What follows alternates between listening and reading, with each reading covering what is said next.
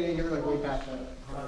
Yeah, I know how to like read and write and whatnot, but like, you know, it's interesting though, because like our teacher, we had like a teacher switch, because our original teacher was stuck in Egypt, like she had visa problems. Wow. And so then we had like this white lady teaching us, and then like our actual teacher came in, and everyone was like, okay, we kind of like the white lady better.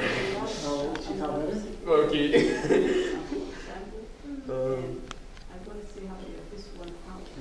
But yeah. He told us about one time he was learning I think an Egyptian he said the scholar, the Egyptian guy told him, I think it was like Busra or Bushra? One of the two. Bus. Bus, oh, Bus. Yeah. Told him Bus. And so he took the class on the because first he thought that when the guy was from fix the Quran, and then the guy hit him in his head, and he was like, they asked him to pick sides. I told you to read. Professional jealousy. Dude, one of our... I missed the class, that's why. Yeah. Why would It's just, it is what it is, man. People, there's professional jealousy is a real thing, and it's unfortunate, but it's real. Like Islam comes up a lot, like our teacher was talking about it. All right. That stuff you sent us about, what was it? The transgenderism or something? Dude, that wasn't that class. All right. بسم الله الرحمن الرحيم الحمد لله رب العالمين والصلاة والسلام على سيد الأنبياء والمرسلين نبينا محمد وعلى آله وصحبه أجمعين أما بعد. So one of the things that we had started talking about last time was that if you have multiple reports, right, and the best way to find an illah or to find a defect in a hadith, we said was what? The hidden defect? Yeah, if I wanted to find a hidden defect in a hadith, how do I actually bring that defect out? By cross-referencing. So I actually have to compare reports. So today we're going to talk about what happens when I have a lone report. How do I deal with it? Because you have lone reports from a number of scholars, or sometimes you'll just have a lone chain of narration concerning a hadith. Do we reject those part and parcel? No. Do we accept them part and parcel? No. So the question then comes, all right, well, if I have nothing to compare it to, how do I accept these narrations? Or how do I reject these narrations? And these are some of the things we'll talk about today, inshallah. So over here, a lone narration from a trustworthy, so a Shad Hadith, or what we're going to be talking about today is Shad, is a lone narration from a trustworthy, precise narrator that due to supporting evidence or evidences is mistaken.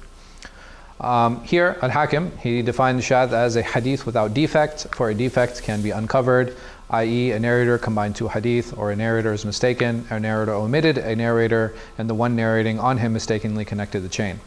As for a Shad narration, and this is the lone report, then it is one where a sound narrator brings a lone narration without any supporting reports to corroborate it. Al-Khalili, he says, great scholars of hadith agree that Shad is that which only has one chain, that which the Shaykh brings a lone unique report of, whether he be a sound narrator or other than that. Whatever is from a weak narrator would be abandoned. Right? That's pretty easy. And from a sound narrator, we would take a non-committal approach. Why? Because we don't have enough information, right? We don't have enough information to actually make a ruling. What can we benefit from these statements?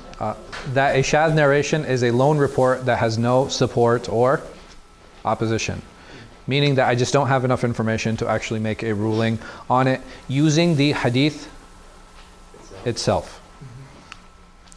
Which shows us that we have already removed the possibility of blatantly lying. Right? We've gone through all the steps, so all the previous steps. So what were the steps to gauging a by cross-referencing and determining and looking at parallel reports?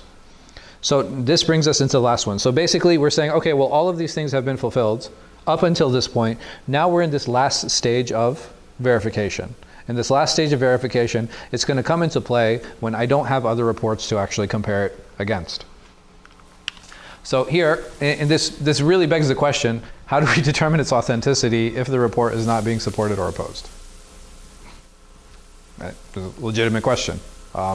There's no way for me to cross-reference, if there's no way for me to find support for this narration, how do I actually grade it? Is there a mechanism in place for scholars to actually grade it? And there has to be. And this really it requires a very layered response, right? It's not just a simple yes or no dealing with it. So how do the hadith scholars, how do they deal with it? They say that they actually created collections of unique and strange reports, as this already raises doubt and suspicion. You guys know there are two major imams that actually spent their time in collecting what we call afrad and gharaib. That these are unique reports. Do you guys know these two famous imams? Imam Muslim, he has a collection of wahdan, and that's actually very good, mashallah. Your precision, we can move you up a little bit. But he is not considered an imam in this science, right? He's an imam in hadith, and he has a collection of unique reports. But there are two major scholars that what they did is they actually collected all of these strange and unique reports in two major collections of hadith. I don't really expect you guys to know this. If you do it, I'll like honestly be impressed.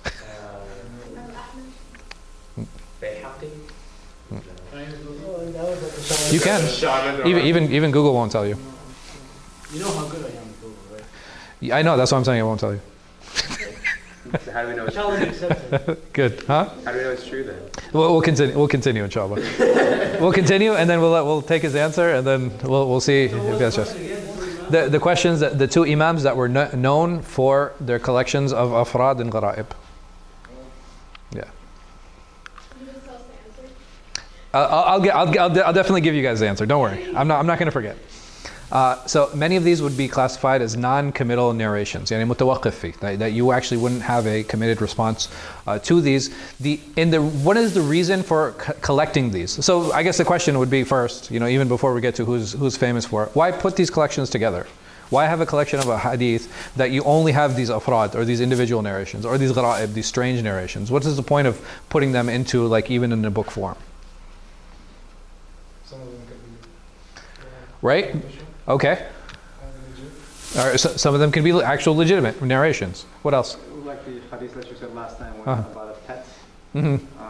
Yeah. Example, so it can be useful. Sure. So there can actually be a legal use for them. As an example, like They can be used. beneficial. Sure. I agree with that. Alaikum Is salam. it الدارقطني طيب والثاني and the other one Oh, mashallah. Ahmed al-Maqdisi al-Shaybani, right? no Not that Maqdisi, he has atraf al-gharaib, and that's why he became famous. so far I don't want You did. Imam al-Daraqutni. Imam al-Daraqutni also famous for something, a science that we discussed previously. Ilal. Oh, Yeah, he was an imam in Ilal, and he has the most famous work in Ilal. He has the most famous work in hidden defects, and it is called Al-Ilal li-Daraqutni. And it's basically one of his students asking him a series of questions on different narrators, different narrations, and different combinations. Second imam. We'll wait. Let's see. No, I have no Inshallah. So here, there's a number of reasons to collect them. One of the first reasons is, like, you're absolutely right, that there's a possibility that these narrations are actually correct. The other reason for it is, like, there's a red flag there. Does that make sense? Right? There's a red flag here, and the goal is, like, okay, well, we're going to collect all these narrations that are actually a red flag. There's another book that we actually use pretty regularly. There's a book that we use pretty regularly that is actually a collection of gharaib. And a lot of people don't know. And this, I guarantee you won't find in Google. There's a book that we regularly use as Sunni Muslims that is actually, the intention behind it is a collection of these gharib, or these strange hadith. Sahih Bukhari? No. I'll excuse you because you weren't here from the beginning. No. Yeah. So, it's actually Sunan ibn Majah.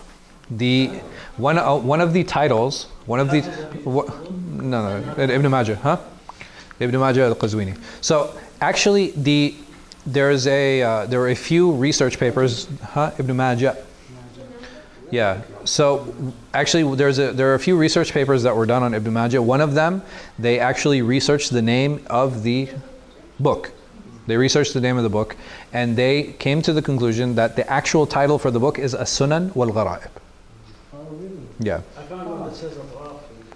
Atraf is al-Maqdisi. That's why you found it. And I told you that when you told me that. Why Diya was not the person. Diya actually did Atraf because Imam Daraqutni's book has been lost. His book Al-Afrad is lost. The only book we have is Atraf al-Afrad by Imam al-Maqdisi, who actually what he did is he takes the taraf of the hadith. So he'll take like the first few words of the hadith and he organized them, which is why he became famous for that. But Imam Darqutni is the one who actually wrote the original work, which unfortunately has been lost. The record we have is Atraf al-Gharaib by Darqutni. I mean by Maqdisi. Non-commitment is not equivalent to rejection, because there are such narrations that scholars do accept and others that they do reject. So you guys are absolutely right. Like, so the first thing is that there's definitely a red flag because we have these lone reports. But just because it's a lone report, it doesn't necessarily mean that we automatically what? Reject it, right? So there is a system in place that we can actually go through to help us determine if this hadith is acceptable or not. Imam Abu Dawud. Abu Dawud, he actually has a very famous letter that he wrote to who? Do you guys know?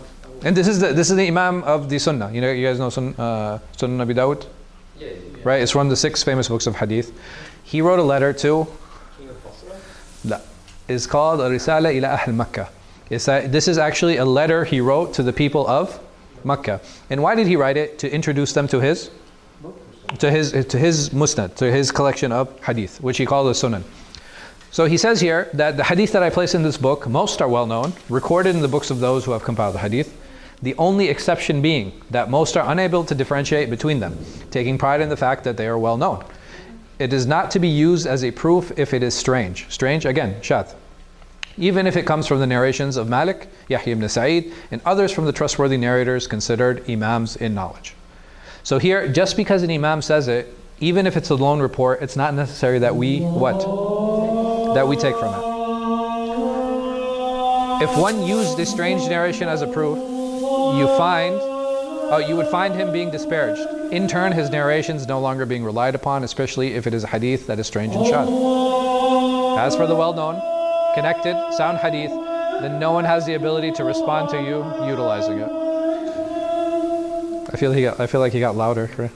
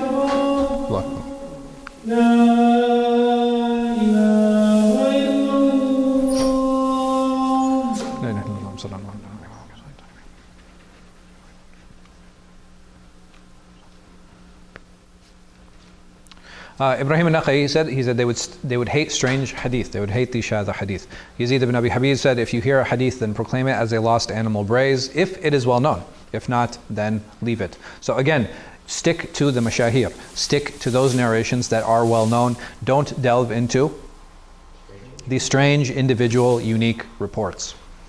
Imam Ahmad, rahimahullah, he said, the worst of hadith are the strange ones, those that are not acted upon nor relied upon. Ibn Adi, very famous for his Kamal fi al-Du'afa. He has a collection of weak narrators. He titled the chapter heading in his book, Al-Kamal, seeking strange narrations is a sign of lying. Opening the chapter, quoting Abu Yusuf al-Qadi, saying, whoever seeks religious knowledge through kalam will become a zindiq. Zindiq, I guess, it's like a hidden infidel type person. And whoever seeks hadith through strange narrations will lie, and whoever seeks wealth through alchemy will become impoverished. Not A, right? That should be deleted.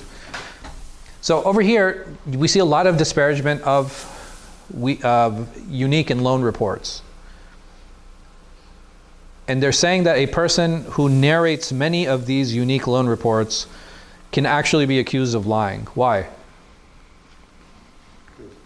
Brings up a lot of questions. Like, how come you have like all these random reports Yeah, that like, someone else? yeah, how come you have all these unique, weird reports when you have so many that are what? Sound. That are sound and well known.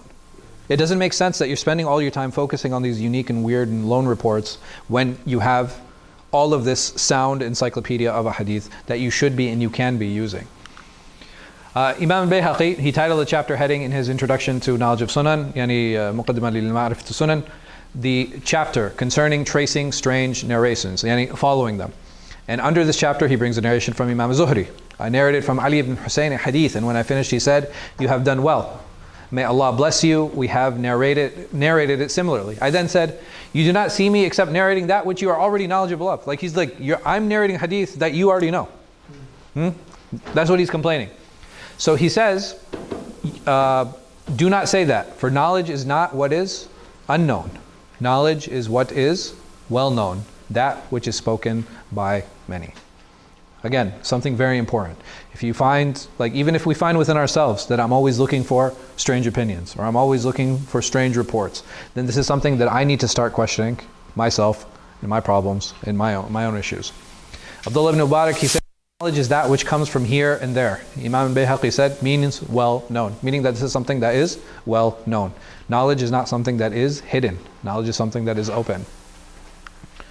Al-Khatib al-Baghdadi, he said, he has a book, Jami' al-Akhlaq al-Rawi wa Adab al-Sami', that the recommendation of narrating well-known narrations and dissuading from narrating strange and rejected narrations. Again, you see this theme time and time again from the muhaddithin, from the scholars of hadith, dissuading us from narrating or taking into account these loan reports. So here, to the point where narrating from these strange narrations, it was actually considered dangerous, putting a narrator in danger of being labeled a liar or mistaken. If you find a narrator that all he has is these shawadh, all of these unique reports, then it is enough to actually doubt that narrator and doubt his narrations as a whole. So the scholars would actually look at this like, man, this guy, all he has is like these unique, weird narrations. This is enough for them to actually doubt them and say that it is possible that this individual is lying, or he makes a lot of mistakes. So Khatib al-Baghdadi, he titles the chapter heading in his other book, Al-Kifaya fi Ma'rifat Usul al-Riwaya, abandoning the narrations of the one who mostly narrates shadh, rejected and strange hadith. And Rajab al-Hanbali, he's actually one of Ibn Taymiyyah's students, he said most of the classical huffaz say concerning hadith that if it is a lone report, even if it is a contradictory, or even if a contradictory report is lacking, meaning that you have a hadith by itself, and this hadith, there's nothing to actually oppose it, he says that this is something that don't follow it. There's no reason to go and trace it and spend your time with it. And it's actually considered a defect and a shortcoming in the hadith itself. Allah accepting those cases of those individuals who are well known in their memory, trustworthiness, and their hadith in general, like Az-Zuhri and his likes. And this name is one that has come up time and time again in our discussions. Even some of the lone narrations of trusted narrators can be rejected. They will have a specific criticism of each hadith without necessarily mentioning a clear reasoning. Salih ibn Muhammad al-Hafiz said, Shadh, a rejected hadith is one that is unknown. It is enough for them to say, what do you think about this hadith? They'll say this hadith is rejected. Why? And what reasoning will they give? Because it's something that's not known, inshallah, and we'll come back and continue after salah.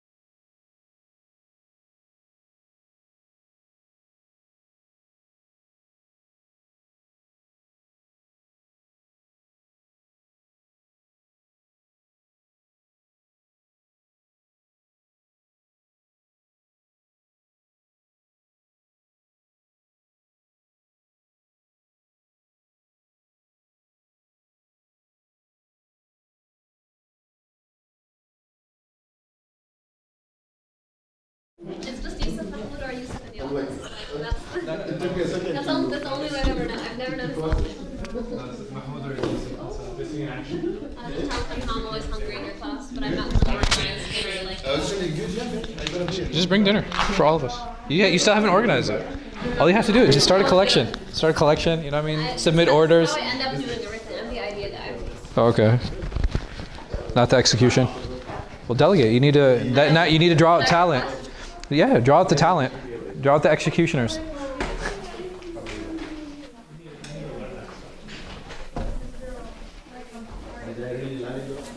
What is this verse saying? Ali ibn Muhammad. Ali ibn Muhammad. Daraqutni. We're good? Okay. Was it really 50? I'm sorry? Was it really what? 50 requests? Yes. I was like, It's like an Airbnb. It's like fully constructed. There's nothing in the house. As long as I got the green light, so I was like, okay. How does it work though? It's like I don't have tracking. I don't have like I don't know. Like what's the turnaround time? Like I don't know. I just submit stuff when I need it and it comes. Why are you? Because I have to do it for my department. Anyway, when's it coming? I'm sitting by the door waiting. Okay. بسم الله الرحمن الرحيم الحمد لله رب العالمين والصلاة والسلام على سيد الأنبياء والمرسلين نبينا محمد وعلى آله وصحبه أجمعين أما بعد. So going back to the Shad reports and how to deal with them, there are a few things that I think is very important to mention when we talk about how to deal with them and how the different scholars of hadith actually dealt with these lone reports. So the scholars, they placed a principle when it came to dealing with these Shad reports or dealing with these lone reports. And they said, if a narration is found to be narrated by a lone means, it is an obligation to investigate it. That's the first step. Like I said, we had gone through all of the previous steps, and we found now that we have this lone narration. I'm unable to compare it with any other parallel chains. I'm unable to compare it with anything else. The information that is in this narration is not enough to be supported or rejected by other narrations. So how do I deal with it? There has to be some type of way to measure it in order for me to accept it or to reject it. So this gives us a little bit of insight into how the scholars of hadith would actually, they don't judge just on the superficial view of a chain. It's not like, okay, chain of narration, thiqa, thiqa, thiqa, thiqa, that's it, the hadith is now sahih, right? It's not enough. This is not the only criteria that they used when dealing with a hadith, and which we showed previously when we talked about how to actually expose hidden defects. So if we don't look at the chain only, then what else can we look at? We look at the matan. We actually look at the text of the hadith. And by looking at the text itself, it gives us an idea on whether this hadith is sound or it is not. Because there's no other means of critique. There's nothing for me to compare this against. Right? There's nothing else I can look at in order to actually give me an idea on whether this hadith is sound or not. And if this weren't the case, either every narration would be accepted, or what is the other possibility? Every narration is going to be rejected, right? Or we investigate. So by looking actually into it, inshallah, and we'll talk about some of the tools that the scholars of hadith actually utilized to help them distinguish between these lone and individual reports. Imam al-Hakim, he said about the sound hadith, a sound hadith is not known by the trustworthy narrators alone, right? So this is not the lone criteria. This is not the single criteria when grading a hadith. But by understanding, memorizing, and by active, plentiful listening, that these people were actually actively listening to prophetic hadith time and time again. This is only aided by reviewing with those of understanding and knowledge so that the hidden defects can become apparent. Imam al-Bayhaqi, he titles a chapter heading in his introduction to the knowledge of Sunan, or Ma'arif al-Sunan, the chapter concerning knowing how to differentiate between weak and sound narrations by investigation, even if the narrator is truthful. And under this chapter, he brings a narration from a tabi'i who lived during the era of the Prophet ﷺ, Rabi' ibn Khuthaym. He said, some hadith are bright as the day and are clearly recognized, and others as dark as the night and easily rejected. Meaning, because the tabi'i, who is he hearing from? If an individual is a tabi'i, what area is he living in? I mean, he died 61. He died 61. When did the Prophet ﷺ die? Huh? He died, right, 12 or 13 Hijri, right? So it's not very far away. And he's talking about some hadith are clearly recognized. How long are his chains of narration? If he was a tabi, I think he's getting it from the Sahaba. He's getting it from the companions. And for him, the moment he hears a hadith, he tells it, yes? Just to clarify, tabi means second generation after the companions? Yeah, so these are the companion students, right? And the atba'at, What's the other generation after? atba'at tabi'in. Yani these are the tabi'in students. So, and tabi'i is someone who follows, right? So taba'a shay is to follow it. So some hadith are bright as the day and clear, meaning that just by hearing the hadith, he was able to what? He was able to recognize. He said, no, this hadith is actually prophetic. This is something the Prophet ﷺ said. And somebody would bring him another hadith, he'd be like, no, this is not a hadith. And we'll talk about this. So superficially, this is the first group of a hadith, or the first 4 conditions we had gone through. This is the easiest way to determine. This can be apparent or hidden. If a narrator is not righteous, if he's a liar, what do I do with the hadith? I reject it. If he forgets a lot, I reject it. If the chain is not connected, I reject it. If I compare it to other chains and I'm like, okay, there's something wrong here, I reject it. Or through experience, something that we call dhawq. And through experience, I gain familiarity with the prophetic language. I gain familiarity with how he sallallahu alaihi wasallam used to speak, how he used to be in different settings, how he would deal with others, how he would talk, right? His intonations, where he would stop, when he would turn around, when he would be angry, when he would be upset. And the scholar of hadith would have an idea just based on the context of the hadith many times on what the Prophet sallallahu alaihi wasallam, what would he have said. So here Imam al-Tufi, he said also a student of Ibn Taymiyyah, he says also, even individuals, we find that there are patterns and methods to speech to the point that the scholars of hadith use this as a means to critique hadith and determine if this is sound or rejected. He's saying that we do this with each other. There are many times say, oh, so-and-so said that. You'd be like, well, he doesn't talk like that. How many times have we done this? Be like, no, that person, no, they don't even talk like that. This person doesn't even use that word. Yes?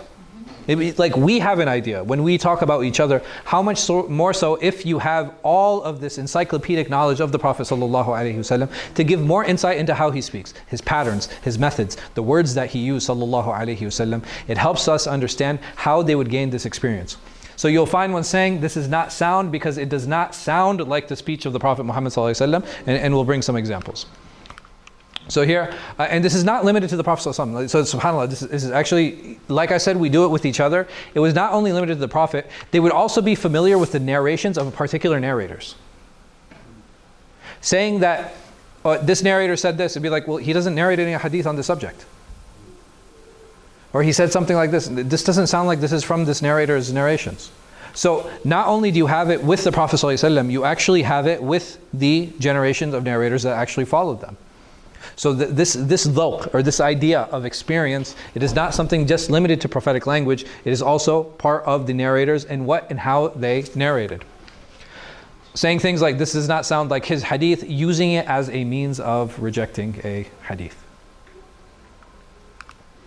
Ibn Rajab, he said that the proficient hadith critics, the nuqad, those that memorized and spent time in the science, those that know the narrators and their individual reports, have a unique level of understanding. They understand that this hadith sounds like so-and-so's narrations and does not sound like his narrations. As such, they can declare such a hadith to be defective. Also, it was precise to the point that they would not be able to sometimes state why the hadith was mistaken. They would hear it and they'd be like, this is wrong. They're like, but the chain is sound. These people are well known. He's like, there's something wrong. Like, what is right? I don't know. But there's something wrong. So Imam ibn Habr, he said, Yahya ibn Ma'in would say concerning a hadith, this is mistaken. We would bring a hadith and he'd say, no, this is wrong. There's something wrong here. I would say, what is the correct narration? He would not know. He would not know. And I would investigate the recorded narration. I would find that it is actually what he said. That I would bring this hadith to Yahya ibn Ma'in, a great scholar, a hadith critic, and he would say, this is wrong. He's like, okay, well, what's wrong with it? I don't know, but it's wrong. he would go back to where the hadith was actually recorded, and he'll find out what? That Yahya al-Ma'in was actually correct. And had it been founded on just comparing narrations, he would have been able to mention it, yes or no? Right? If it was just about comparing two narrations, he'd be like, okay, well this one is wrong. Why? Because this one is correct, right? Because you have 2 or 3 hadith that you can actually compare it to. But when you have these lone narrations, and this is what's happening here, and you have nothing to compare it to, he can still determine where there is a mistake and if the hadith is correct or not. Ibn Abi Thalj, he said that we mentioned this hadith to Yahya al-Ma'in for 2 to 3 years, and he would say time and again, so at this entire time period, that this hadith is rejected, it's batil, and he wouldn't give us a reason of why it was batil. Zakaria ibn Adi, he visited and narrated this hadith to Ubaydullah ibn Amr and Ishaq ibn Abi Farwa. We then went to Yahya. They went back. They said, okay, now we have a chain. Before they were narrating it, they didn't have a chain. They didn't know where this hadith was. They finally had a sheikh who was visiting. The sheikh brings them the chain of narration. And he said, we then went to Yahya and informed him. So he said, this sounds more like Ibn Abi Farwa's hadith. It doesn't sound like Ubaydullah ibn Amr actually narrated it. That the mistake was here. That there is a mistake in this hadith. And the mistake is here now that we know what the chain is. Abu Zura al-Razi, he was asked about a hadith and said, this hadith is rejected. He said, this hadith is munkar. We asked, do you know its defect? He said, no. Meaning that he just heard it and he determined what? That there's a problem in this hadith. And this is something that should be rejected. So critiquing the text is a reasonable means to grading a hadith. And is there a method that's there? There has to be, right? It's not, yes, experience definitely plays a role in this. There's no doubt about it. But they had to have some tools in place. It's not enough just to be familiar with the prophetic language or being familiar with what the narrators narrated. So I think I just want to take a little bit of a sidestep too, because up until this point, we've been trying to minimize what? Error, right? That's what we've been working on. Through the first step, through adala, right? Through this idea of trustworthiness, we have already removed what? Not doubt. Lies. We've already removed lies, but this, in every single step we followed after that, with precision, connected chain, the lack of hidden defects, all of these have been to minimize error to the point now where we've reached the final stage and saying, okay, we are trying to minimize errors now in these lone reports. Is the goal 100% accuracy? No. No. Why? It's not possible. Because it's not possible. It's not possible, right? It's not possible to gain 100% rizq. And it's, you know, and why is that? Because Allah subhanahu wa ta'ala, because He's not going to burden us with what we can't what? Bear. What we can't bear and we can't do. If it's outside of our ability, why would He Azza wa Jal burden us with it? The idea is to minimize, right? The idea is to minimize error. It's not to remove it, because error cannot be removed.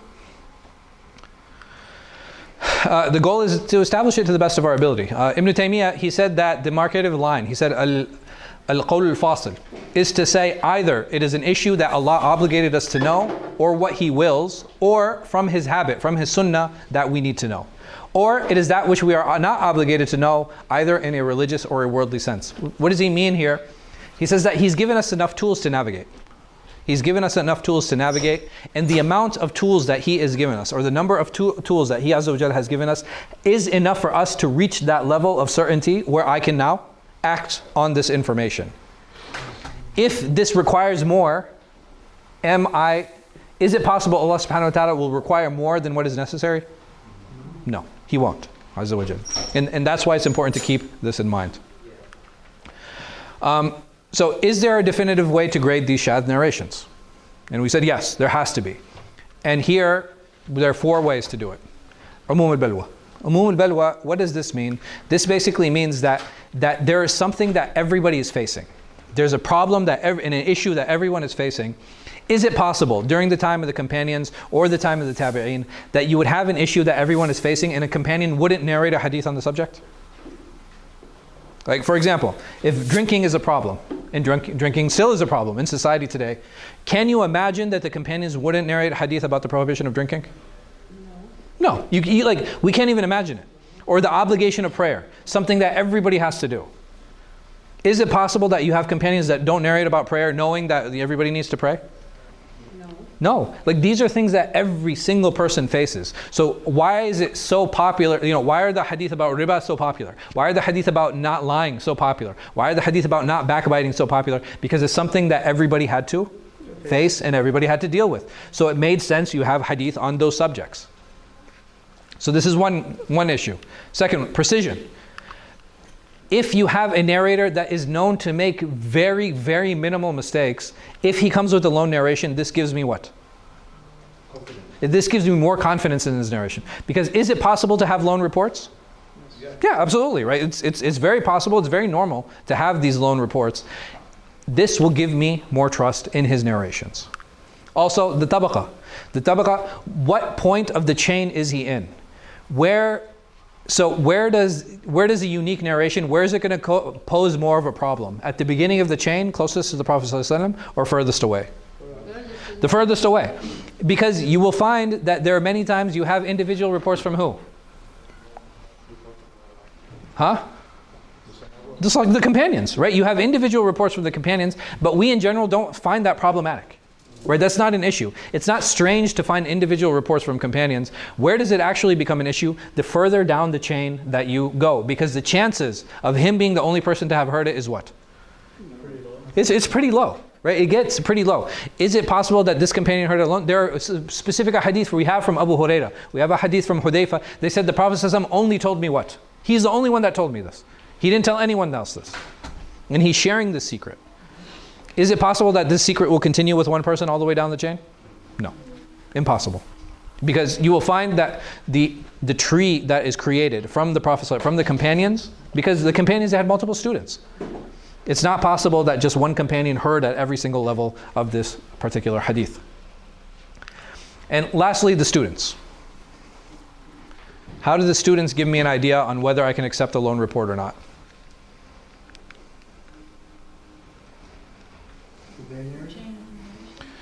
Okay, we're still talking about the chain of narration for sure, but what were you saying, Miko? Did they narrate it? Right, so is he the only one to report it from his sheikh? Right, so if I have 6 students and only one of them is reporting this, is it possible that he is the only one that heard it from his sheikh? No. Possible. Unlikely. Right, it is possible. It is possible, and the likeliness does go down. But what if we know that this student, he spent more time with the sheikh than other students? Yeah. Right? It's going to reinforce that. Or what if I know that this is the sheikh's strongest student? Right? What if I know that this student, he sat with a number of mashayikh and his knowledge is more than the other students?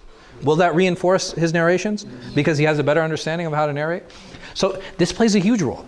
This plays a huge role. And these are the 4 main elements that we're going to probably spend the next 2 weeks on. Closing out on where does this apply? Where does this apply? Where does this apply? And where does this apply? And some examples of them. But in general, these are the 4 major tools, the 4 major ways that when scholars, they rate these lone reports, what extra rulings do they help them use to benefit from this? And not just that. We'll talk about this more when we talk about al-Balwa. Where do we find the hadith critics being the most critical? What type of a hadith? Not the lone ones. Controversial ones. Not even the controversial ones. On issues that have to do with halal and haram. That is where we find them being the most stringent. But other hadith, a hadith that like historical accounts, hadith that have to do with virtue, a hadith that have to do with general warnings, all of those, they are not as stringently reported because number one, you have more of these lone reports in those type of a hadith. Sometimes in the historical accounts, you'll only have one narrator. There'll just be one account of that. How do you deal with it? There's nothing to compare it against to. Versus halal and haram, you'll actually have multiple and many reports on them. And inshallah, we'll definitely talk about this. But we'll stop here, and inshallah, we'll continue next week. We'll get through the first one for sure, and inshallah, we'll try to get through the second as well. Wallahu a'lam wa sallallahu ala khayri khalqi nabiyyina Muhammad wa alihi wa sahbihi. Tafadhal. Yeah, I remember Jonathan Brown, I was listening to like an interview with him, and he mentioned that like they were much more dealing with the halal because that's like way more important. Like absolutely. The like what happened at Ohio at like this one instance. Like here, does it matter if you have some narrations that say that there are 313 people at Badr and you have other narrations that say there are 320? Not really in the grand scheme. Like in the greater scheme of things, does it really matter? Yeah. Does it make that much of a difference? But I'm saying even then, how is that information useful to me? It's not. It's not really useful. Tayyib, the second Imam. The second Imam. I didn't forget. Oh, this is the matter, right? No, not at all. Most people don't even know that that's the actual title of the book. The second Imam is Imam al-Tabari. Very specifically in his Awsat. Very specifically in his Awsat. So if you guys see a hadith that is narrated by Imam al-Tabarani in his Awsat, then you should automatically have what? There should automatically be a red flag. His purpose was to actually collect all of these strange and unique narrations in his Awsat. Tabari or Tabarani? Tabarani. Oh, okay. Tabari was the Imam Mufassir. Yeah. The saying that Imam al-Tabari, he has his own ahkam on certain hadith too, and we're going to mention some of his statements. Which one though? The Mufassir, the great. Persian or the Arab one? No, I don't know. You don't know what No. There's two. I'm pretty sure there's more than two, but I don't know. There are multiple. I only know about the famous Mufassir. I know that there are a few more, but Allah knows best. Anyway, so these are the four. We're going to end here, inshallah, and I will start the Tazkiyah class in a couple minutes after I switch over. Any other questions on this issue? No? All right, Jazakumullah khair.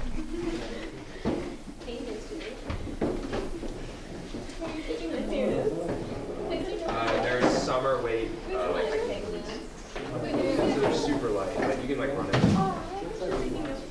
These are not. They're a little small. I got them a while ago for. I used to do JROTC and I had to do a training in Iowa as a field operation. Yeah. No, I went to Iowa for like. But yeah, we have like these are the boots that you wear. They're really good for that. They're like kind of light. They're not. Yeah, you can run in them. How was racism there? In Iowa. Dude, that was actually when I went to that was like a pretty important moment in my life because I like sort of realized like we don't want to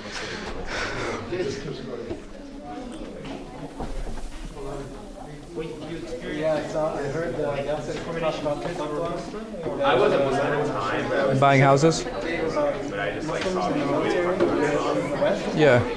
You know, a lot of these guys like want to go. It's okay because you're in the army and you can't really feel about it. Yeah. I was. I think it's very interesting, man. Mortgages, that was him. I don't know what I'm saying, huh?